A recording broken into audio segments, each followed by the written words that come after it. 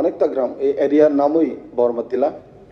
ওই জায়গাতে পানীয় জলের অভাব, ইলেকট্রিসিটির ভোল্টেজ কম, ইলেকট্রিসিটি থাকা সত্ত্বেও কম ভোল্টেজের কারণে সেখানে ওয়াটার পাম্প করার যে একটা শক্তি সেটা নেই, ওই জায়গাতে পাম্প চলে না। এবং সরকারিভাবে কোনো DWS তরফ থেকে হোক বা যে কোনো ইয়া থেকে হোক কোনো জলের ব্যবস্থা, পানীয় জলের ব্যবস্থা এখনো করা হয়নি। তো কেন করা হয়নি? আমার প্রশ্ন হচ্ছে, বিগত দিনের বাজেটের নিরিখে যেটা আমি শুনতে পেরেছি, আমাদের শম্ভুলাল বাবু যেটা বলেছিলেন যে সিপিএমের আমলে 13,000 কোটি টাকা এখন হঠাৎ করে বেড়ে 27,000 কোটিতে পরিণত হয়েছে। কিন্তু তারপরেও আমার প্রশ্ন থাকবে এখানে, এতই যদি বাজেট বা বাজেটের সংখ্যা বাড়ানো হলো, কিন্তু আমাদের জনজাতি বা তিপ্রাসাদের দুর্দশা কেন মোচন হয় না, সেটা আমার একটা প্রশ্ন থাকে। এখানে যতনবাড়ি থেকে করবুক মাত্র 10 থেকে 12 কিলোমিটারের দূরত্বের জায়গায়,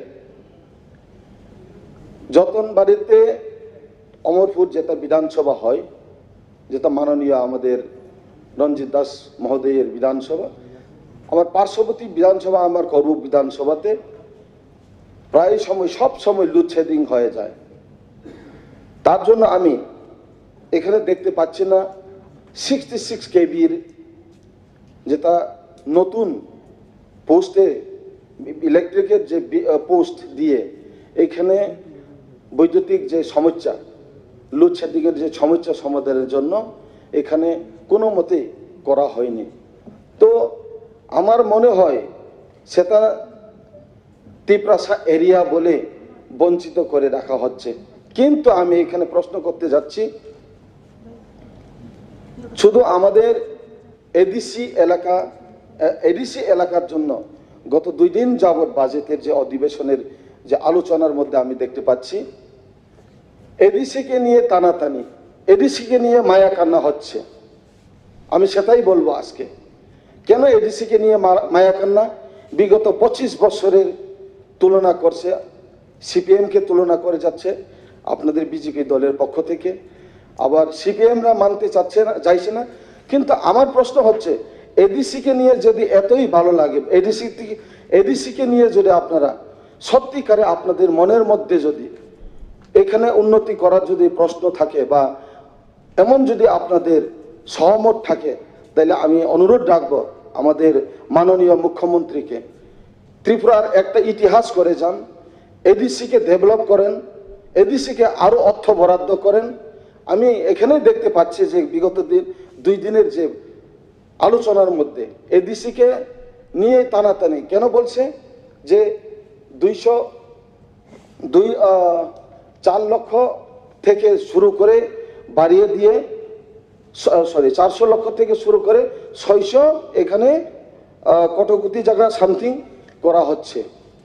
এখানে আমাদের প্রশ্ন হচ্ছে, আমাদের এলওপি সাহেব উনি প্রশ্ন করে যাচ্ছেন 580 কোটি পেনশন এবং স্যালারিতে যায় 600 কোটির মধ্যে, তাহলে প্রায় 1 থেকে 150 কোটির মধ্যে দিয়ে কি করে এডিসি চালিয়ে বা উন্নতি করা যাবে? এটা আমার প্রশ্ন হচ্ছে, যদি আপনারা তিপ্রাসা দরদি হয়ে থাকেন, এডিসিকে যদি উন্নয়ন করতে চান, এখানে শুধু তিপ্রাসা নয়, এখানে এডিসি বলতে সবাই এখানে আসেন, এইখানে একটু নজর দিয়ে এডিসিকে উন্নতি করার জন্য আমি অনুরোধ রাখবো। আর এখানে বলছে, যার জন্যই আমি বলতে চাই, এখানে শম্ভুলাল বাবু থেকে শুরু করে মাননীয় আমাদের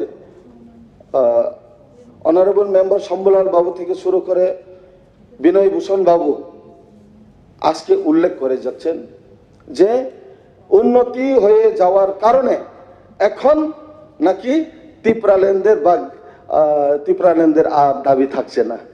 এটা আপনাদের আইপিএফটি এবং বিজেপি সরকার গঠন করার পর, এডিসিতে উন্নতি হওয়ার পর যদি ত্রিপুরাল্যান্ডের দাবি যদি কেউ না করে থাকে, তাহলে সেটা আমাদের আইপিএফটির মন্ত্রী, মাননীয় মন্ত্রী শুক্লাচরণ বাবু জানবেন, এটা ওনার বিষয়। কিন্তু আমি বলছি এইখানে আজকে এই হাউসে দাঁড়িয়ে আমি দায়িত্ব সহ নিয়ে আমি বলতে যাচ্ছি, আমাদের ত্রিপুরা এখনো বঞ্চিত এবং প্রায় স্টেটের 2% মাত্র, আমরা পুরা স্টেটের যে বাজেটের অনুসারে 2% এডিসিতে দেওয়া হচ্ছে, যেটা দিয়ে আমরা উন্নতি করতে পারবো না।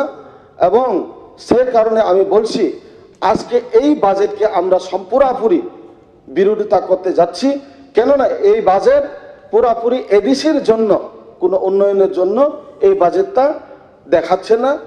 যার কারণে শুধু এডিসি না, পুরা আমাদের ত্রিপুরা বঞ্চিত। আজকে এই কারণে আমি পুরাপুরি আমি সমর্থন করতে পারি না, আমি বিরোধিতা করে এই বাজেটের বিরুদ্ধে আমি বলতে চাচ্ছি। তো আমি আগামী দিনে আমার মুখ্যমন্ত্রী, মাননীয় মুখ্যমন্ত্রীকে আমি অনুরোধ রাখবো, আগামী দিনে বেশি বেশি বাজেট, যেহেতু 13,000 কোটি থেকে 27,000 কোটি যদি হয়ে থাকে, তাহলে কিছু বাজেট 31% বাজেট এডিসিতে দিয়ে এডিসিকে পুনরুদ্ধার করুন। এই 38 বছরের এডিসি বিকলাঙ্গ এবং এডিসি প্যারালাইসিস হয়ে গেছে, সেটাকে আপনারা স্বনির্ভর করার জন্য আপনার হাত দিয়ে যেটা উদ্ধার হোক, এটা আমি বলে আমি এই কথা শেষ করছি আলোচনা। ধন্যবাদ।